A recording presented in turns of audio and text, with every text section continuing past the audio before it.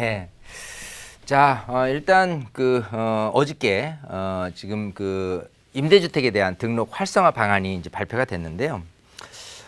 이제 올해 이제 12월이지 않습니까? 벌써 이제 5월 9일 지난 조기 대선 이후로 이제 어떤 부동산에 관련된 대책들이 이렇게 나왔었는데 6월 19일 부동산 대책, 그 이후로 이제 8월 2일 부동산 대책이 좀 강력하게 나왔었고요. 9월 5일 날 투기과열지구로 주것이 추가로 지정됐고, 그다음에 10월 24일 날 가계부채 종합대책이 이제 발표가 됐고요.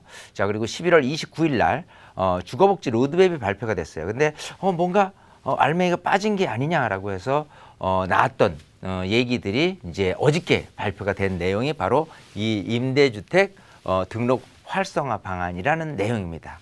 자, 일단 정부에서 봤을 때는 일단 11월 29일 날 주거복지 로드맵에 의해서 공급량을 좀 많이 좀 늘리겠다. 중서민들을 위해서 또 이렇게 전세나 월세라는 그런 분들을 위한 대책인데, 그것보다는 실제로 민간에서 실상 벌어지고 있는 부분들을 포커스를 맞춰서 봤을 때는 전월세 상한제라든지 5% 인상, 또 계약갱신 요구 청구권 2년에서 한 번 더 연장하는 4년, 이런 부분을 좀 제도화시키고 싶지만은 아무래도 일시적으로 전세금이 상승될 게 좀 걱정이 되기 때문에 이처럼 임대주택 등록 활성화를 이제 1차적으로 하고, 그래도 좀 적절치 않다 싶을 때는 이제 20년도 정도에는 또 다른 계획을 조금 의무적인 부분이라든지 여러 가지 이제 뭐 제도를 실질적으로 도입한다든지 이런 계획을 지금 갖고 있습니다. 어쨌든 발표가 됐으니까 이런 골자 내용이 어디에 숨어 있느냐라는 부분은 이제 살펴볼 필요가 있는데, 일단 조금 핵심적인 부분으로 따진다면은 혜택을 주는데 어디에 많이 편중을 둬서 혜택을 주느냐면 8년 준공공임대 사업자에 대한 등록을 했을 경우에 혜택을 많이 주는 쪽으로 이렇게 가닥이 좀 세워졌지 않느냐. 그래서 이거에 대한 성패 논란, 즉 이런 제도가 나왔을 때 많은 분들이 관심을 갖고 적극적으로 이렇게 사업자 등록을 낼 것이냐, 아니면 그렇지 않을 것이냐에 대해서는 굉장히 좀 혼란스럽지만은 어쨌든 이 제도가 갖고 있는 내용에 대해서는 세부적으로 살펴볼 필요가 있을 거예요. 자, 우선 지방세 감면 확대라는 부분이 있고요. 소득세, 임대소득세 감면을 확대하는 내용. 자, 그리고 양도소득세라든지 또 종합부동산세에 대한 감면 기준을 개선하는 내용, 그리고 건강보험료에 대한 부담을 완화하는 내용, 큰 골자로 이제 그렇게 발표가 됐죠. 자, 우선 지방세 감면이라는 부분은 취득세하고 재산세에 대한 감면이 이제 주택임대 사업자를 등록을 했을 경우에 이제 내년까지였다가요, 3년 연장해서 2021년 말까지 해서 그런 감면에 대한 혜택을 연장해주는 쪽으로 이렇게 갔고요. 그다음 8년 이상 장기 임대 시에 재산세를 감면해 주는데, 그 중에서 이제 40제곱미터의 전용 면적 한 12평 정도 되겠죠. 일단 작게 유지되는 이런 부분에 소연주택에 대한 재산세 감면 호수 기준 2호. 어쨌든 지금 재산세를 혜택을 받기 위해서는 2호 이상인데, 이렇게 작은 소형주택에 한해서는 1호 이상만 주택임대사업자를 등록하게 된다면 이렇게 재산세 감면에 대한 혜택을 준다. 이렇게 좀 이제 바뀐 내용이죠. 이것도 마찬가지 따진다면 8년 준공공임대 사업자에 대한 부분을 조금 이렇게 유도하는 이런 부분으로 생각을 해보시면 되고요.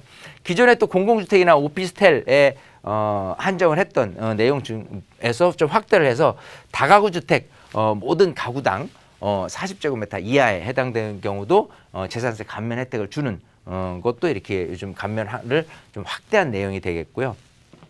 소득세, 자, 소득세에 대한 감면 확대입니다. 자, 요거는 지난 국회에서 이렇게 통과가 된 내용인데 현재 3호 이상 등록한 경우에만 진행됐었는데, 내년부터는 1호 이상에 대한 부분으로 이제 확대가 됐고요. 필요 경비율을 앞으로는 이제 차등 적용을 합니다. 2018년, 19년 이후로 해서 지금 현재 필요 경비율 60%로 따졌을 때 그거를 등록 사업자는 70%, 그렇지 않은 분은 50%로 이렇게 점점 나눠지는 거죠. 자, 그렇게 했을 때 현재 기준으로 1,000만 원이다 연소득이 발생된다 그러면은 내가 이 소득세를 납부해야 된 부분이 이렇게 필요 경비를 60%를 제하고 또 이제 400만 원을 제한다 그러면 이제 0이 되겠죠. 자, 그런 상태에서 이렇게 1,500일 때 7만 원, 2,000일 땐 14만 원 내게 되는데 어쨌든 요 부분은 현재는 이제 비과세로 적용을 받고 있는 혜택을 주는 거고요. 그게 이제 2018년 말에 끝나게 됐을 경우는 2019년부터는 어떻게 변하냐라고 한다면 그 개선된 내용이 이렇게 등록을 할 경우라면은 이렇게 등록 사업자가 70%의 이제 필요 경비율을 혜택을 받을 경우에 1년에 7만 원밖에 안 내는 정도 소득세로서 또 미등록자에게는 반대로 1년에 84만 원이나 내는 굉장히 확 벌어지는 부분으로 등록을 유도하는 쪽으로 지금 제도가 개선이 된 거고요. 자, 그다음에는 양도소득세 감면이라든지 또 종합부동산세 감면인데 일단 지금 내년 4월 1일부터는 2주택이나 3주택 같은 경우 양도세 중과가 되는데 이렇게 주택임대 사업자를 냈을 경우에 몇 년 정도 들고 있어야지만 그런 어떤 중과에서 배제가 되느냐라는 부분이 이제는 8년 이상 장기 임대를 할 경우라면은 그 이후로 매도를 했을 경우에 양도세 중과를 배제하겠다라는 부분이고요. 또 지금 8년 정도 보유를 하고 있을 때 장기보유 특별공제 비율이 50%의 혜택을 받는 건데 70%로 상향하는 거예요. 지금 이제 70%의 혜택을 받으려면 10년은 보유하고 있어야 되는데 8년 정도만 보유해도 70%의 장기보유 특별공제율을 적용을 해준다라는 부분으로 2019년부터 이제 시행에 대한 부분을 갖고요. 종부세에 대한 합상 배제 적용 대상을 현재는 5년만 들고 있으면 되는 것도 마찬가지 8년 정도를 들고 있어야지만 종부세 합산 배제 적용을 받을 수 있다라는 부분으로 8년에 대한 부분을 유도를 하는 내용이 되겠죠.